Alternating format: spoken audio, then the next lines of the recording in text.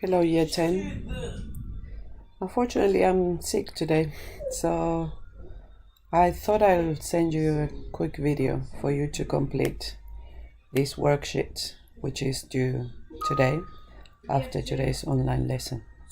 And that has to do with a bit of a plot analysis, the starting of it, and some notes on narrative structure of our film.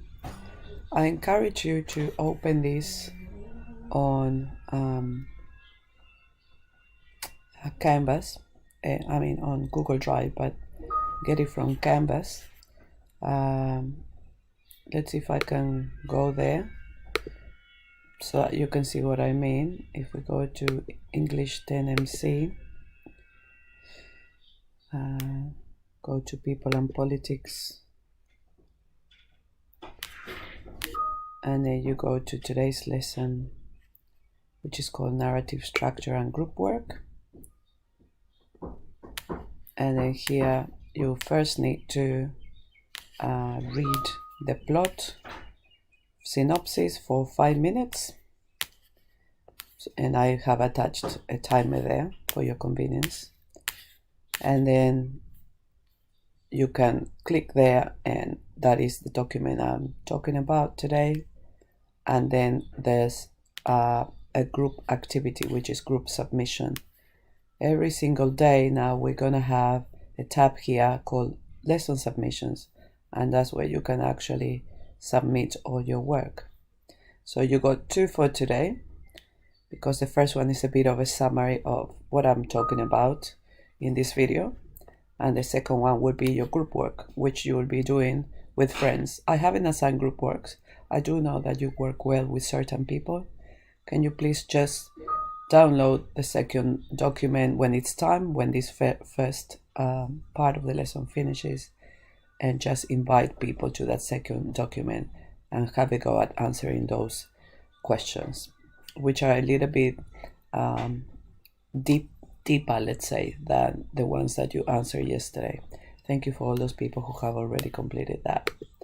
Okay, so this is more of a listening activity, really. You just listen to me and fill in the blanks. So it says here, narrative or plot outline is a term used to describe the organization of the story, including the order in which a story is told. Now, for our Dead Poets Society film, hopefully you loved it. We finished it yesterday, watching it yesterday. Is there one plot or more than one? That is an interesting question. Now, stories, before we talk about plots, are described as plot-driven or character-driven. So if a film is plot-driven, it mainly relies, so I want you to now just type in here, okay? If a film is plot-driven, it relies upon external events and circumstances to advance the plot. External events may be natural or human-initiated, as long as the initiator of the events is not a central character to the story. The characters are affected by and react to events, but don't really change throughout the story.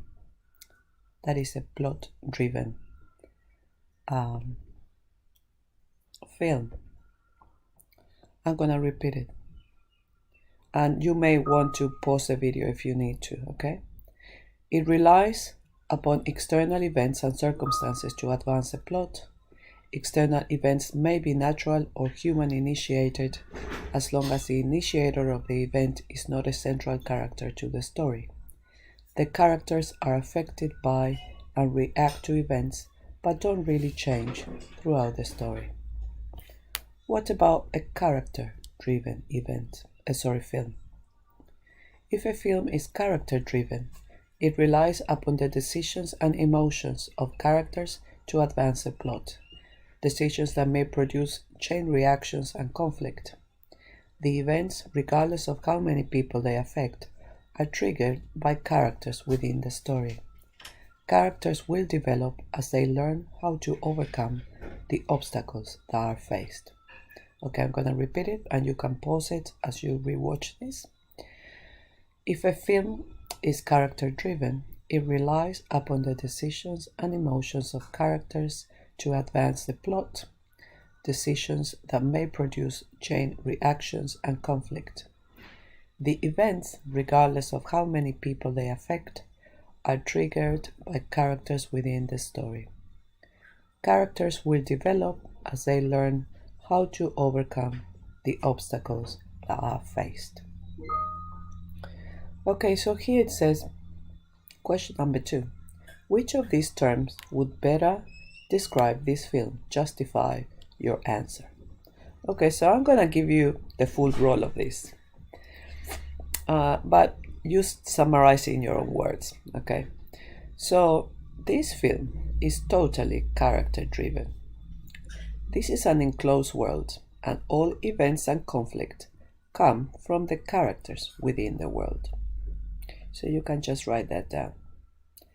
But why is that? Now I'll tell you why, and you can write a little bit of this. However, we gotta look at this. Most of the characters do not change. If we look at Keating, Neil, Mr. Perry, Knox, and even Charlie, they're all affected by the events of the narrative, but none really changes as a result. Keating is heartbroken and his career is finished, but he's still the same man. Nolan is disempowered, but does not change, does he? Mr. Perry is as controlling and vengeful as he was at the beginning. Neil may have deceived his father, but he's unable to stand up to him in the end, so he takes his own life. Knox develops, though. He develops the courage to win Chris over, okay? And Charlie is able to stand up for his principles. But he's always had the courage and strength to do this anyway. He was a naughty boy. Pitts and Mix change a little. Todd, I would say, is the main protagonist here, because he goes on the biggest journey and he really grows and changes. And there is evidence that Mr. McAllister is also changed by his friendship with Mr. Keating. Okay, so what do you write down there? Okay, so you can say that it's totally character driven, and you might give 2 examples about who changes and who doesn't. Okay? Or if there's some in-betweens. Alright, the most common ways in which stories are told are chronological order, the order in which events happen, using flashbacks, early events are included later in the story, with a frame of later time and the whole story as a flashback, is a book-ending style, with flash forwards in which future events are included earlier than they actually happen. Which of these descriptions best fits the structure of this film? This is a very simple answer. It's only chronological order. The story is told in the order in which events happen. Now moving on to the next page. Narrative structure does not mean just the order in which a story is told. The term refers to the whole structural framework that underlines the order and manner in which story is presented. An important aspect of storytelling is point of view. I'm just checking that it's still recording. Who tells the story, or from whose perspective the events are shown or seen? From whose point of view is the story told in the film? Alright. So there is no one point of view for this particular film. At times we're given Keating's perspective, Neil's, Knox, Nolan's perspective. If there is one point of view that is most significant, it's probably Todd's. There is a sense that he's the outsider coming into this world, and we are often shown the way he sees things. Especially at the beginning of the film, it's quite clear, isn't it? Alright, plots traditionally have a protagonist, the central character, and one or more antagonists, the person or people that the protagonist needs to defeat in order to achieve his or her goals. Who is the protagonist of the film? Alright, we mostly think that is Robin Williams, okay? Mr. Keating is the protagonist. But that's not how the narrative works, okay? The protagonists are obviously the boys, but particularly the 4 boys whose lives were most affected and whose perspective we mostly see. So I'm talking about Neil, Todd, Knox, and Charlie. They are the core of the Dead Poets Society.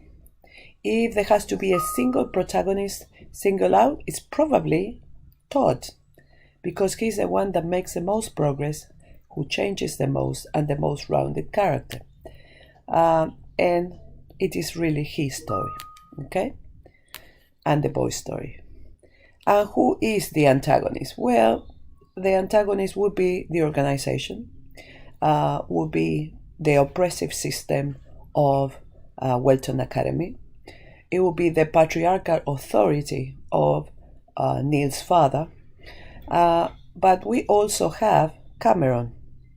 Cameron becomes an antagonist near the end. Okay, is it still recording? Yes. Okay, a motif is an image. Now, last question. A motif is an image, a word, or a phrase that's repeated several times in a film. Motifs are often used to keep the film unified, to link one scene with another, or to emphasize crucial ideas. Can you identify any motif in this film? Okay, so I'm gonna look at my notes here. There's a few motifs, and you have already answered some questions on it, and there's some questions on a motif for today's lesson too. The most clear one is carpe diem, seize the day, okay, or yop, okay. This captures the spirit of this film. It is time to live the day that we're in. Don't remain in the past. Don't anticipate the future. The future's not here yet. But seize the day. Boys and girls, seize the day today.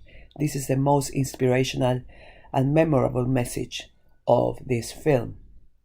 Time is important. So there's the school clock there. There's bells. There's references to haste.